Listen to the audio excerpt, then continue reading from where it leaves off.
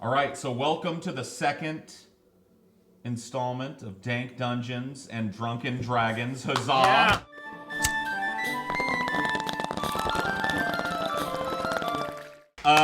There's a J here. I want to spark this up and take a little minute here at the beginning to catch our breath and share some gillyweed together. Gillyweed! I want to give everyone here an Oreo tap TJ. Hey. Gillyweed every day. Scotty's doling out some munchies to everybody. We'll need them tonight, folks. I'm going to send the pipe this direction, so if you guys want to hit that and pass it, we'll get some alternating crossfire going.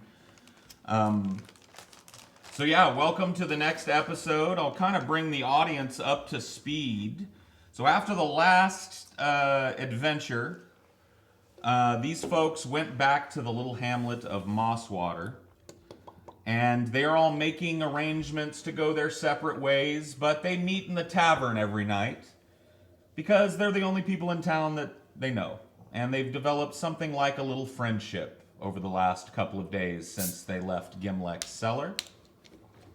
And that is where they find themselves tonight, sitting at the little inn, the little Mosswater Tavern. And tonight is a little strange because usually there's a few stragglers around, another couple of groups of people, but tonight there's only one other person in the place, just some bummy looking drover off in the back, with his feet up on the table. And the bartender looks bored, and you guys are providing all of the mirth and noise in the place tonight. Mirth. As you converse. Well, Thulsa Boom, you sure are a fucking stupid piece of shit. Good thing you met me, though. You're what? Thulsa Boom. Oh, shit. God damn it.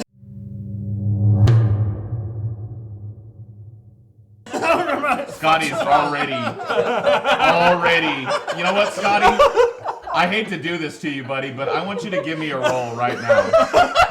And I want you to beat a... Which one? I want you to beat a D20, and I want you to beat a 14 or better right now. You didn't. Scotty, you get to take the inaugural pong rip of the night. Did I get rid of my character's name? So Thulsa Boom showed up to the party tonight, and you can tell that he's already been hitting the gillyweed. And he produces a fat pipe from his pocket. Man, they got some good gillyweed and mosswater, you know. I mean, it's kind of a shithole. What the fuck is your character's name again? In most regards, I, sir, and you know this, am the great Blovius Thrap.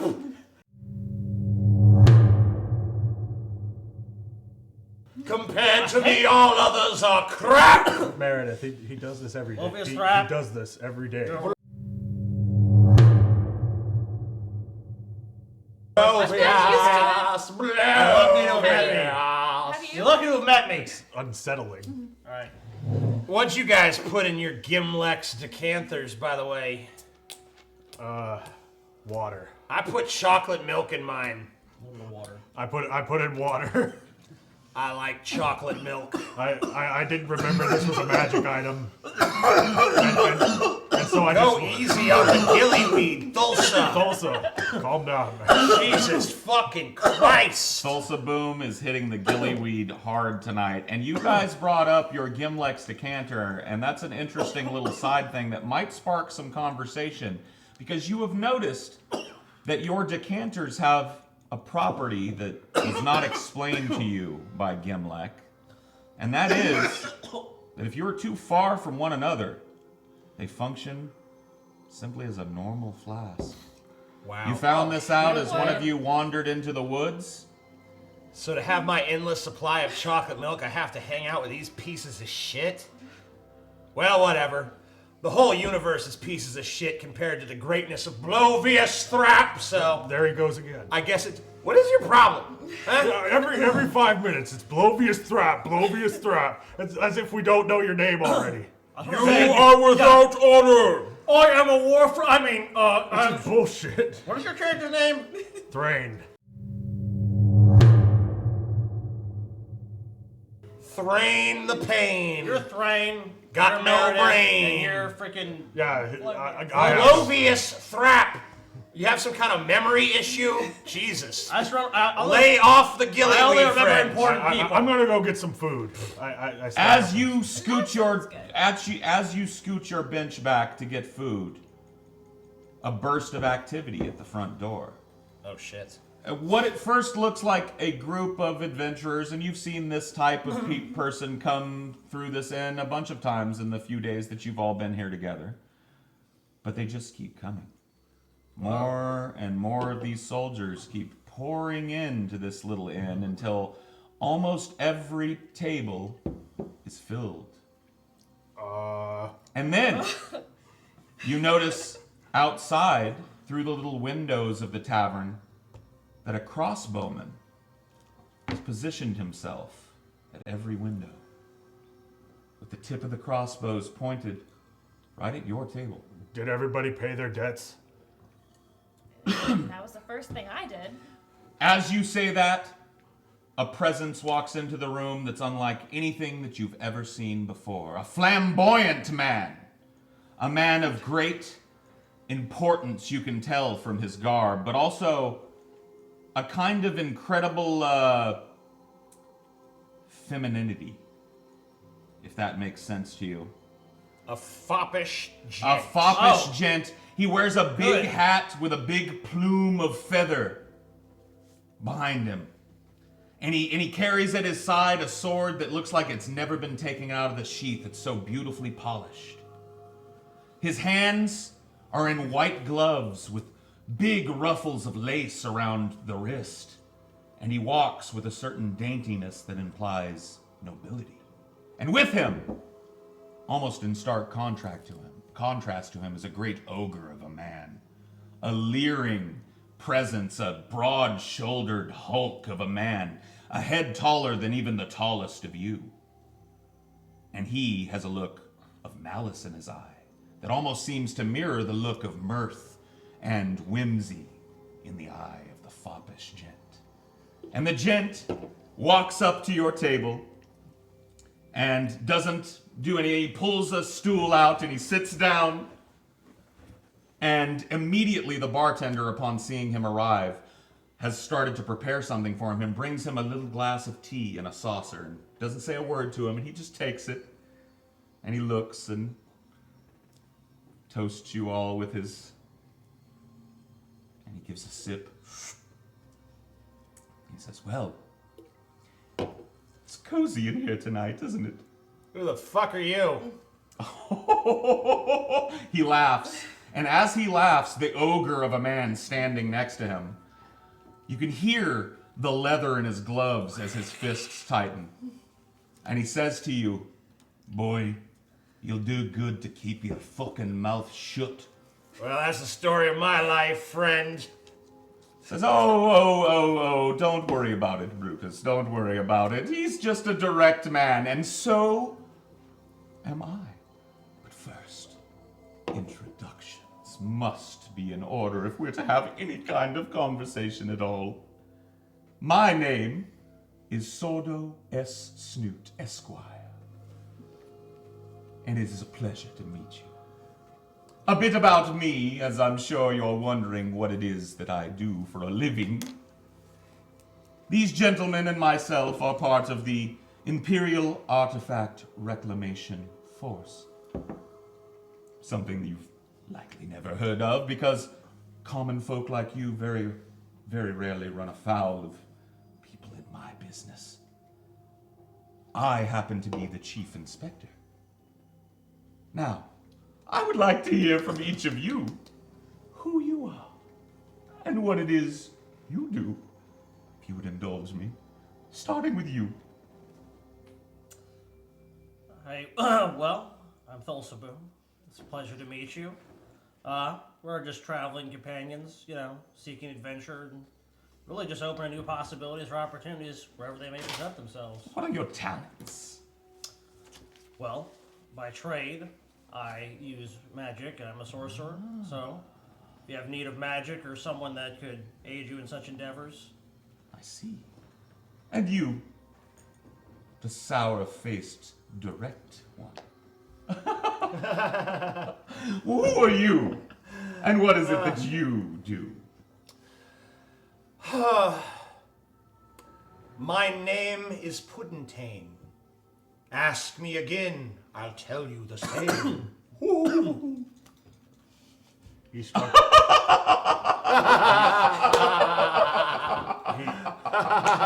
he struck with madness.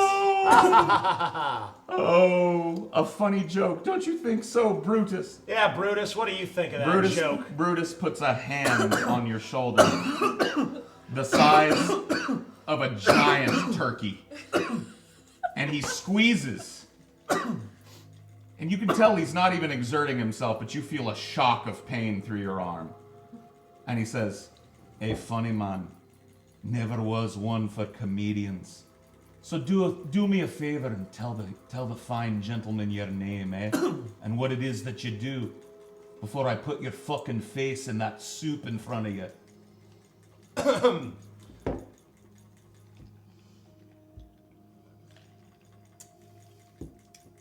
All right. My name is Blovius Thrap, and I'm the best motherfucker in this room. You can see Snoot taking notes as each of you answers. He says, "Thank you very much, Mr. Thrap." And thank you. "Young lady, I should have allowed you to go first, and I would ask you excuse my rudeness. Don't worry about it. Your name and Meredith. occupation." Just Meredith. "Just Meredith. No surname. Nope. Interesting. And what do you do, Meredith?" Well, I'm a craftsman of guns. Guns. The new frontier, eh? They say that eventually men like you and I will no longer carry iron, but guns, eh?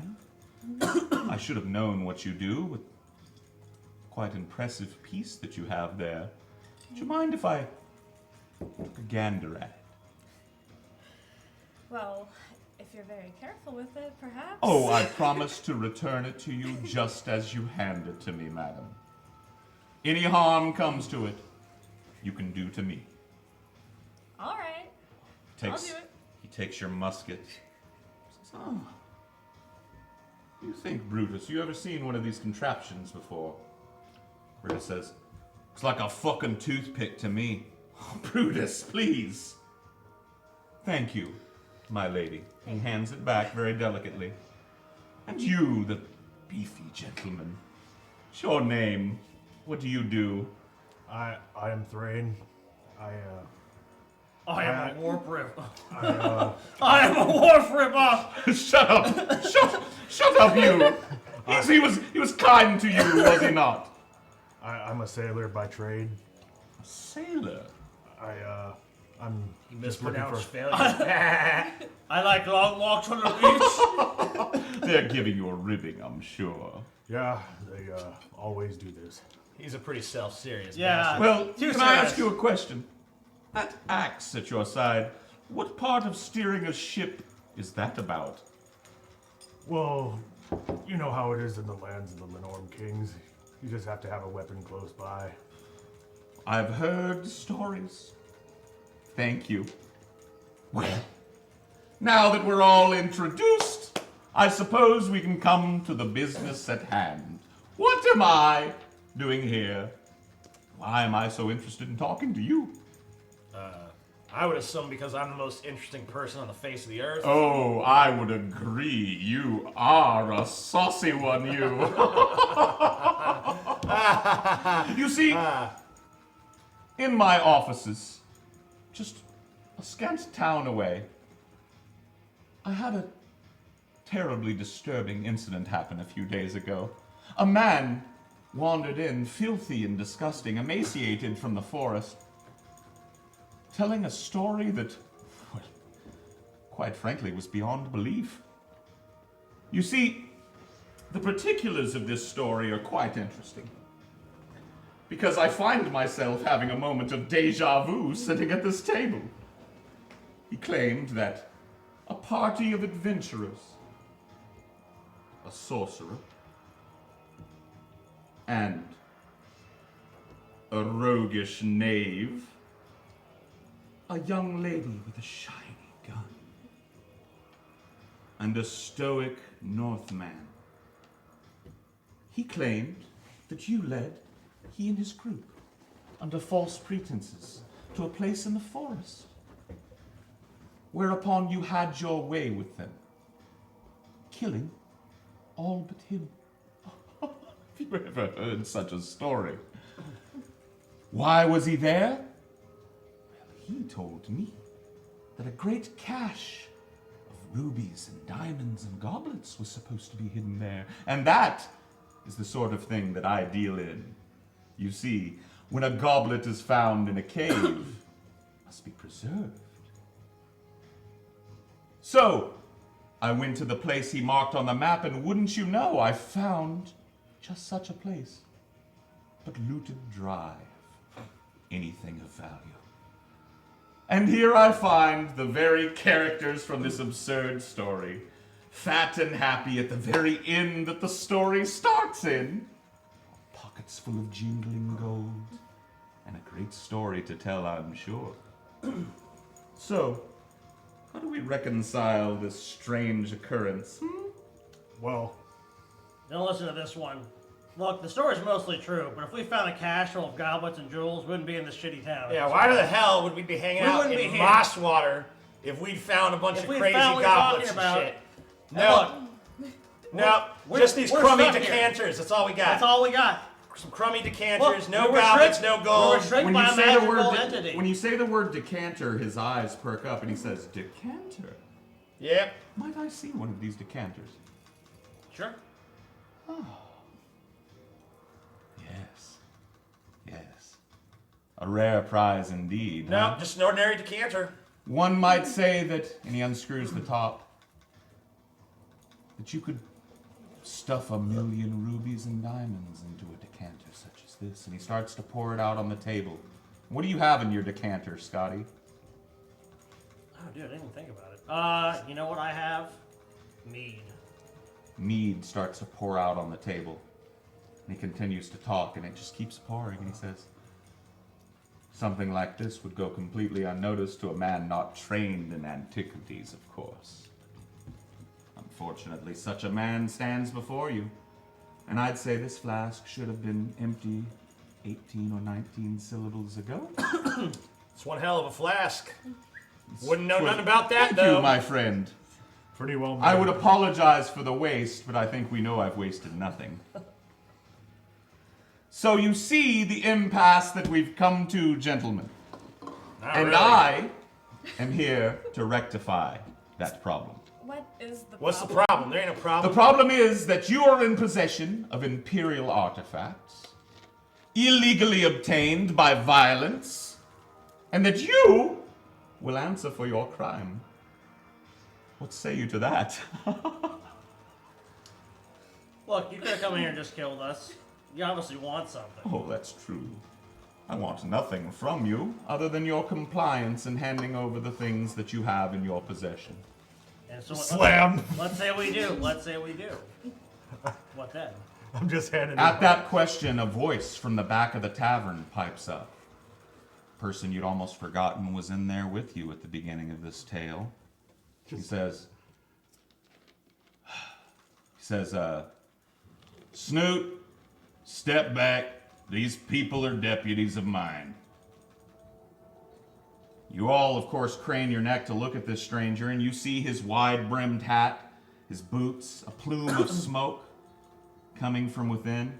And he gets up and starts to stride over to your table, very slowly and calmly. And as he gets closer, Snoot scrutinizes him and sees and says, "Ah, Constable Sheriff Galvin. So nice of you to attend this lawful proceeding.